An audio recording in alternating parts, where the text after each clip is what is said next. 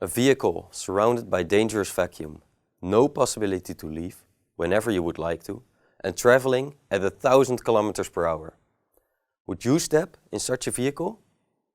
If you're not a stuntman or a daredevil, probably you would say no to this question. But why? It is very likely that you have traveled with an airplane before, which is similar to this description. Moreover, it is flying at 10 kilometers height, which makes it even more dangerous. This phenomenon, the resistance to new technologies, has been around since the Industrial Revolution. First, people were skeptical about stepping into a steam train. It would be bad for your health to travel at such speeds. It later occurred with the airplane. Who would risk his life by flying like a bird at unimaginable altitudes? In order to get passengers traveling with a mode of transportation, they have to be convinced and prove to that it is safe at all times. In order to convince people to travel with the Hyperloop, an important feature to take into account is the interior of the pod. It should be attractive for the passengers to step into a pod and without any feeling of unsafety. In the coming minutes, we will talk about the size of the pod, the amount of passengers, and the interior.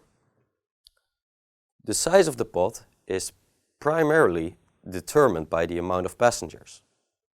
The more passengers per pod, the less pods you need to transport a lot of people in a short time interval. Based on the assumption that a pod can enter the tube every minute, we need about 50 passengers per pod in order to transport approximately 3,000 people from A to B every hour. This value is realistic for demand on certain connections.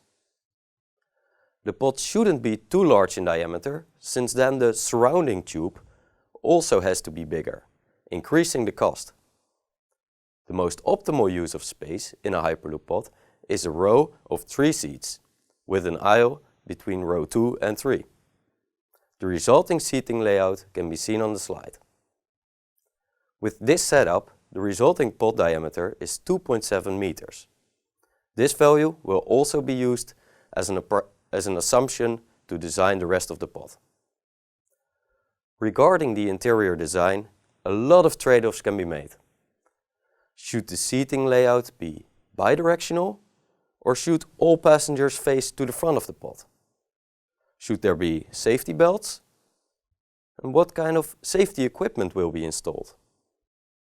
Is there a restroom on board? And what information about the trip is presented to the passenger?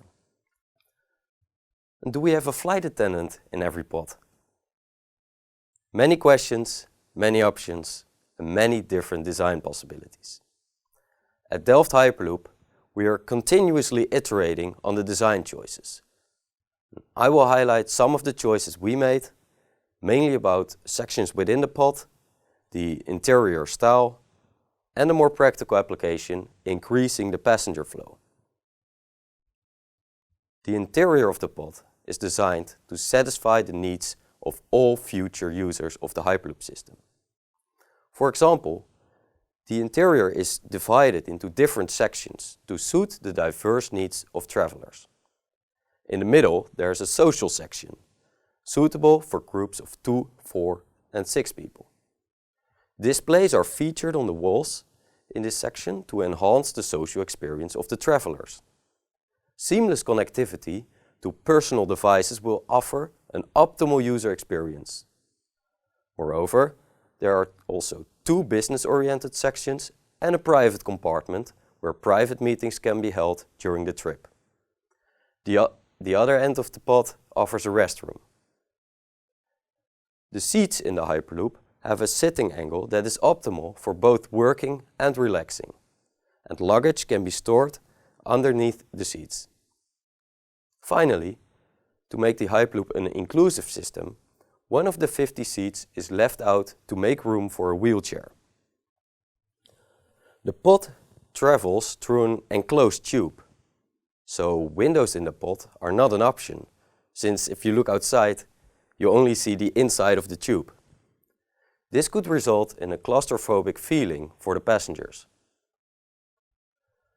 Natural materials are used because they have an innate quality that creates a familiar, calm and pleasant environment to people from many different cultures.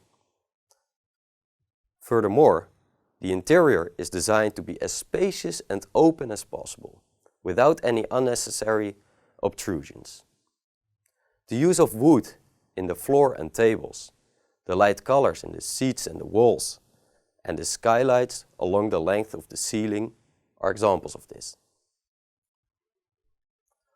Apart from creating a spacious atmosphere, the sky panels make sure that people will not feel separated from the outside world, as the ceiling can simulate the time of day outside the tubes. This daylight simulation helps support a natural circadian rhythm and will make people feel happier overall during their trip. As passenger throughput is a critical aspect of making the Hyperloop system economically viable, it is important to have a high pod frequency. Therefore, an optimal passenger flow through the stations into the pods is required. For this reason, ease of embarking is an important factor influencing the design. The pods have 2 doors on each side, so that embarking and disembarking can be separated at the stations. Through each door, approximately 25 people will enter or leave the vehicle, and this is found to be the optimal balance between high embarking speed and minimizing the number of doors. Other solutions for ease of embarking include indication lights to signal vacant seats and aisles free of any obstructions. So in this video, we focused on some of the design choices that Delft Hyperloop made. But we're not the only ones that have thought about the pod interior.